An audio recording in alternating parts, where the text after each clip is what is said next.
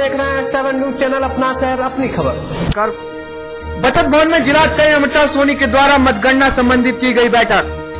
अयोध्या ढांचा ध्वंस मामले की सुनवाई टली, अगली सुनवाई 18 नवंबर को होगी।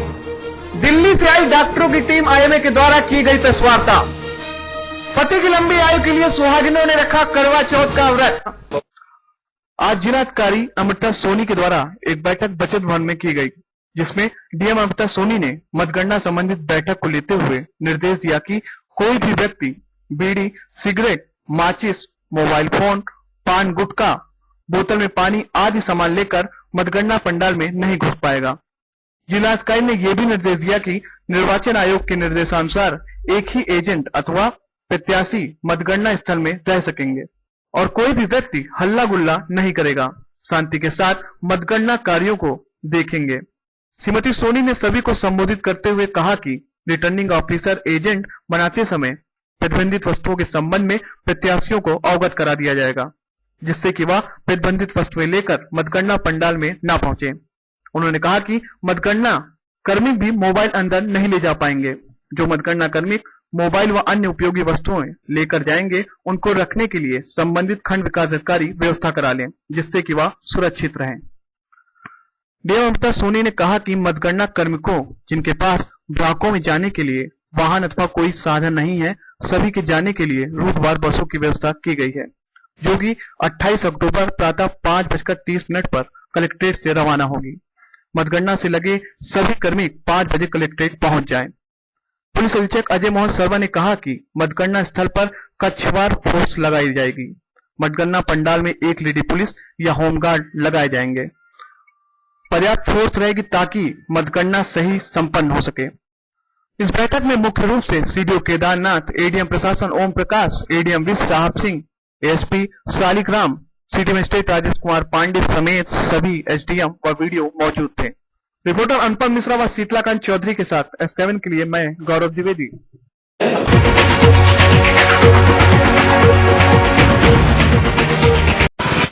अयोध्या में ढांचा ध्वंस मामले में आज यहां विशेष मजिस्ट्रेट अपर मुख्य न्यायिक मजिस्ट्रेट विष्णु प्रसाद अग्रवाल की अदालत में सुनवाई स्थगित हो गई। अब इस मामले में सुनवाई की अगली तारीख 18 नवंबर निर्धारित की गई है। सूत्रों के अनुसार बचाव पक्ष के वकीलों के न आने के कारण आज की सुनवाई टाल दी गई। अभी तक इस मामले में सुनवाई का क्षेत्राधिकारी न आने के कारण विगत कई पेशियों में कार्यवाही नहीं हो पा रही थी। अब इस अहम मामले की सुनवाई का क्षेत्राधिकारी तय हो गया है। प्रकरण में सीबीआई 9वें गवाह कैबिनेट सचिव अंजू गुप्ता से बचाव पक्ष जिरह कर रहा है। वैसे आज की सुनवाई के लिए दीवानी कचहरी सुबह से ही सुरक्षा के व्यापक इंतजाम किए गए थे। आज कोर्ट के द्वारा दिए गए समय अनुसार अंजू गुप्ता कोर्ट पहुंची, लेकिन बचाव पक्ष के वकीलों के न आने के कारण आज की सुनवाई टाल दी गई, जिसके बाद अगली तारीख 18 नवंबर निर्धारित की गई, जिसके चलते वह वापस लौट गई। रिपोर्टर अनुपम मिश्रा, शीतलाकांत चौधरी के साथ S7 के लिए मैं गौरव द्विवेदी।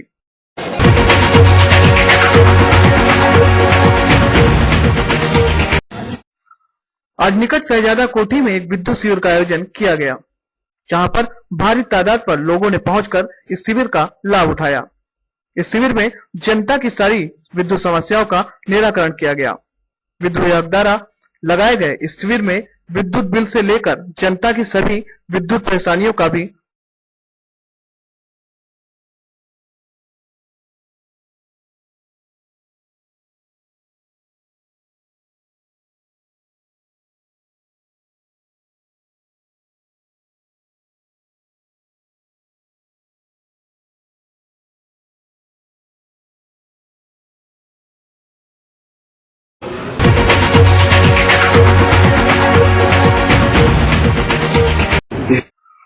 आईएमए के द्वारा आज एक प्रेस वार्ता का आयोजन रायबली क्लब में किया गया। इस प्रेस वार्ता में जिले भर में फैले संक्रामक रोगों के ऊपर गहन चर्चा की गई। इसमें दिल्ली से आए हुए NBBDCP के निर्देशक डॉक्टर धारीवाल व डॉक्टर रैना व अन्य कई डॉक्टरों की टीम ने वार्ता की। इस प्रेस वार्ता में आईएमए की तरफ से अध्यक्ष CS अग्रवाल, सचिव डॉक्टर ओंकार सिंह व doctor Sanjay Rastogi, doctor Brajesh Singh, doctor Vikas Dwivedi व अन्य डॉक्टर्स उपस्थित थे। रिपोर्टर अनुपम मिश्रा व सुजीत चौधरी के साथ S7 के लिए मैं गौरव द्विवेदी।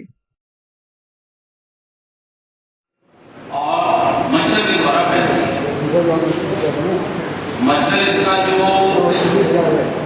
वाहक है वो एडीज एजेप्टाई के नाम से जाना जाता है, ज़्यादातर नॉर्मल एरियाज में, और वो घर के अंदर ब्रीड करता है और टे बैठता है। ये कुछ इसकी मुख्य बातें हैं जिसको ध्यान में रख करके हम हमारी रोकथाम की जो व्यवस्था है, रोकथाम के लिए जो आप लोगों के द्वारा हम चाहेंगे कि रायबरेली और यहाँ के क्षेत्रों में जो हमने दौरा किया उसमें हमारा ऐसा जो है वो अनुमान है कि आज की तारीख में ये समस्या चल रहा है। तो वो चीज रायबरेली के मेडिकल कॉलेज लखनऊ गए थे और उनके टेस्ट किए गए और उस सिस्टम का ट्रांसमिशन रायबरेली शहर में यहाँ की स्थिति और बीमारी के बारे में जानकारी मैं चाहूँगा कि फैलता है या किसी कंपनी में आ जाता है तो एकदम हो सकते हैं अस्पतालों को बुलाओ, यहाँ छिड़काव कराओ या नाले साफ कराओ। ये चीज थोड़ा सा इसमें माइंडसेट चेंज करना पड़ेगा, क्योंकि बेसिकली डोमेस्टिक ब्रीडर है एक कम्युनिटी समुदाय के अंदर जहाँ पानी ऐसे कि जो आम जनता में डेंगू और बैक्टीरिया को लेके भ्रम बना हुआ है, इसको हम सबको मिलकर इसको दूर करना चाहिए। ये देखा गया है जैसे ही किसी मरीज को डेंगू होता है डॉक्टर वो तुरंत अस्पताल की तरफ आता है आने के लिए, वो तुरंत सोचता है मुझे ब्लड की जरूरत है, मुझे प्लेटलेट की जरूरत है। तो ये बहुत बड़ी समस्या और प्रॉब्लम हो जाती है, अस्पताल के ऊपर लोड बढ़ जाता है और जो प्लेटलेट की जो रिक्वायरमेंट है वो बढ़ जाती है। जो प्लेटलेट काउंट है आम आदमी में वो करीब 1.5 लाख से 4 लाख होती है और ये देखा गया है जब ये काउंट 30,000 तक भी पहुंच जाए तब भी कोई ऐसी कोई कॉम्प्लिकेशन या ब्लीडिंग होने का रिस्क नहीं होता मरीज में। तो ये मैसेज देना बहुत जरूरी है आप जनता में कि अगर आपके प्लेटलेट्स कोई कम भी हो जाते हैं तो आपको उस सिचुएशन में पैनिक नहीं होना है, क्योंकि उस पैनिक सिचुएशन का कई बार जरूरी करता है।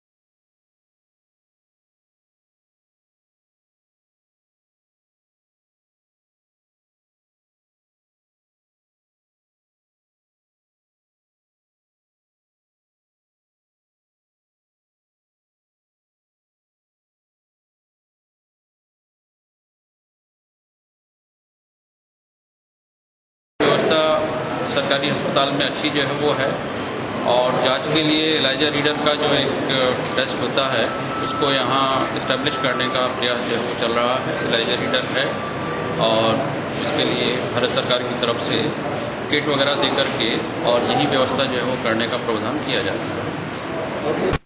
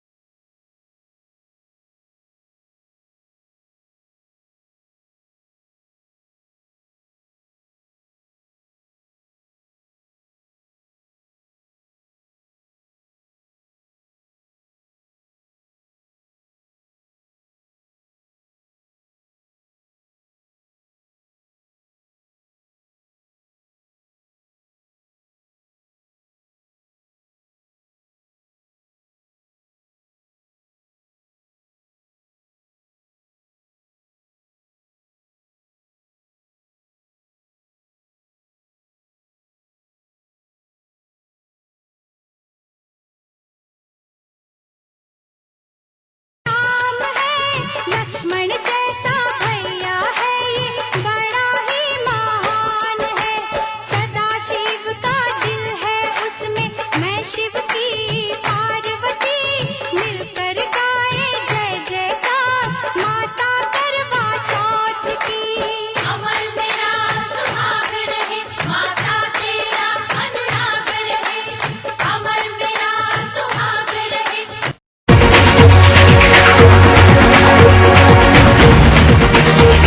चंद्रोदय के बाद चंद्र दर्शन करके उपरांत ही वह अपना व्रत तोड़ेंगी। परंपरा के अनुसार सज धज कर छलनी से अपने पति का दर्शन कर चंद्रदेव से उनके दीर्घायु की कामना करेंगी। कुछ जगह महिलाएं एकत्र होकर देर रात तक खुशी से नृत्य भी करती हैं। उनके पति अपनी सामर्थ्य के अनुसार गहने एवं साड़ियों का उपहार देते हैं।